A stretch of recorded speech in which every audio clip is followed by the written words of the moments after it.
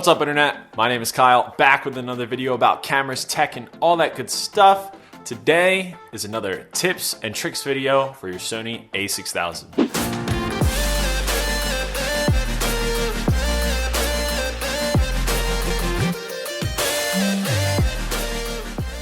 Hey everybody, welcome back to the channel. Nice having you here on my little box on the internet.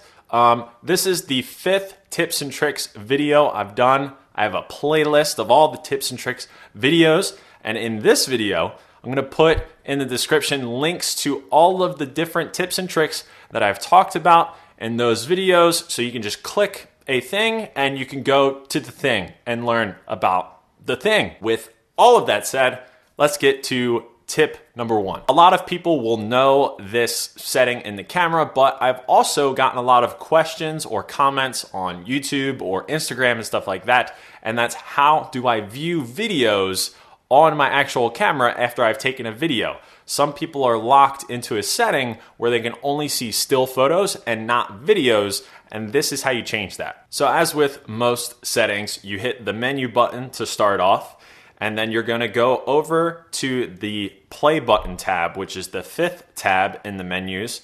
Go down, and on page 1, you'll see the second option there, view mode. So you hit the center button on the back of your A6000 to enter that menu, and then you see a couple different options.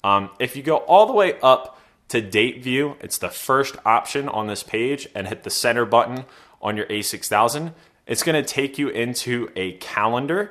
And you're gonna see photos or videos that you've taken on that date. If you set it to date view, all you need to do is then to back out, just like half press the shutter button or full press the shutter button, and you'll get out of the menus.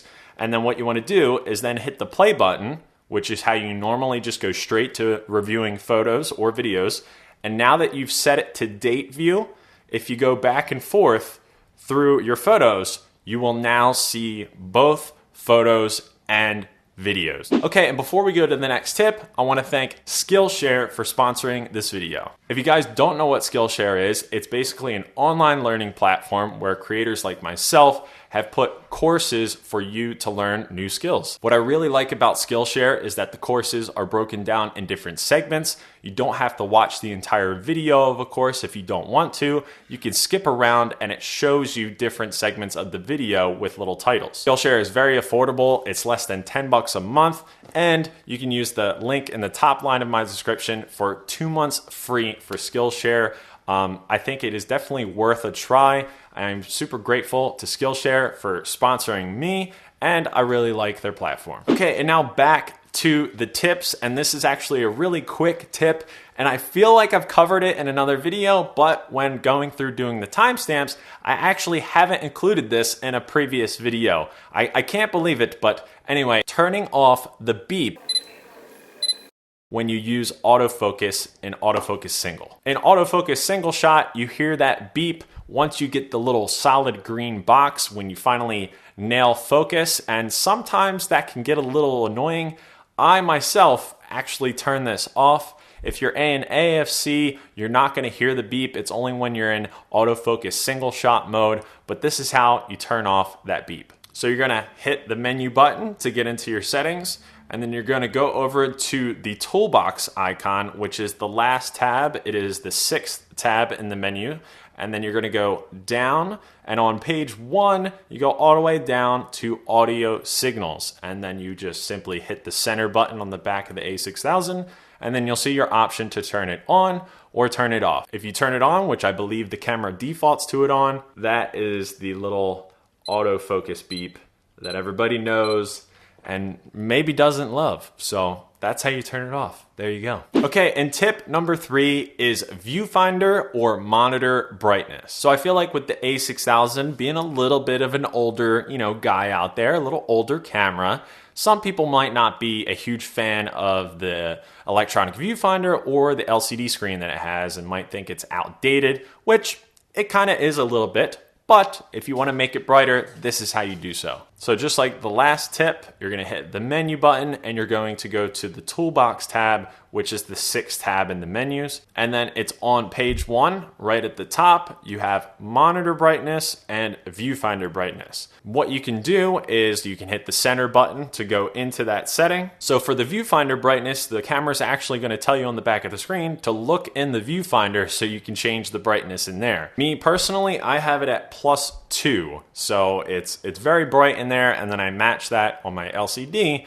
I have +2 as well. However, you can actually make the LCD even brighter than +2. So if I go to monitor brightness and go in there, if you hit the center button on the brightness setup, you have manual and then you have sunny weather. So if you have it on +2 already and then you change it to sunny weather, you kind of see the screen brighten up a little bit more. So it's giving that extra boost, or it's taking it to 11 and it's making it as bright as possible.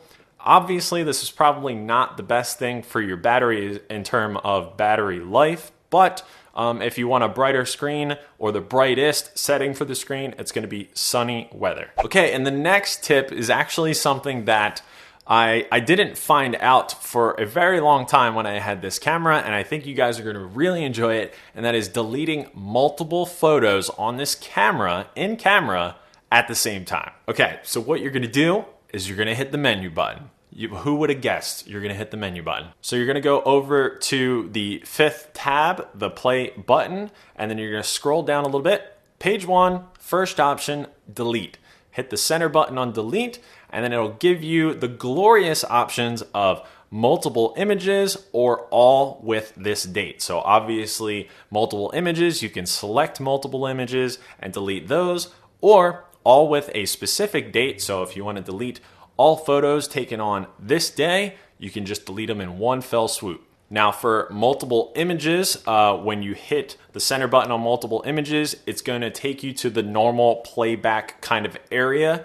If you hit the bottom direction on the circle pad, it is then going to show you a grid view of all of your photos where you can easily select either a day or multiple photos. And when you select one with the center button on the back of the A6000, it'll give you a little check mark. And then when you want to delete them, you don't hit the C2 button, the trash can button, you actually hit the menu button again, and it's going to tell you how many photos you've selected and if you want to delete them or if you want to cancel. And if you want to delete them, scroll up, hit OK. If you don't, hit cancel and back out. I think that's a really valuable tip. I'm sorry it's taken me this long to tell you guys, but I didn't know it for a very long time, and I hope it is very useful for you now. Okay, and the last tip is actually a pretty cool tip as well. Another thing that I didn't know for such a long time, but it is really cool to change settings very quickly. So this tip, and just believe me, right here, it's gonna shock you.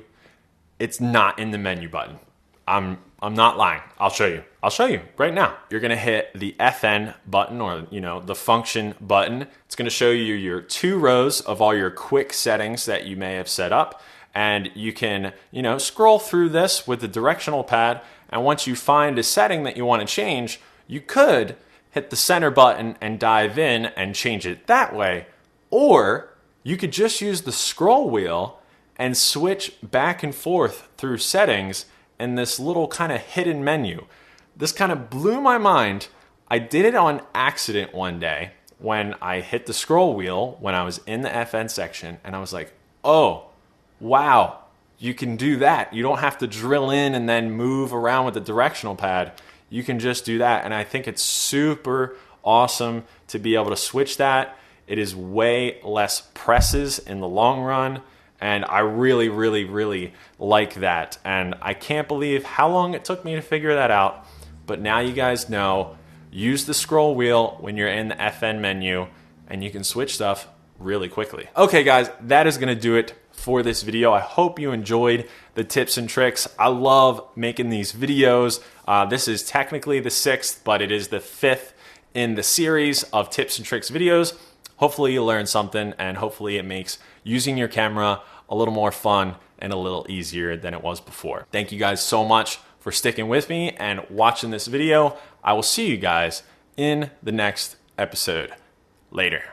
What's up, internet? Wait, wrong YouTuber. What's up, internet? This is Peter McKinnon here. Do you like that? That's exactly how he sounds. What's up, internet? What's up, internet? What's up? Wait, I gotta do the arm crossing too. It's like, what's up, internet?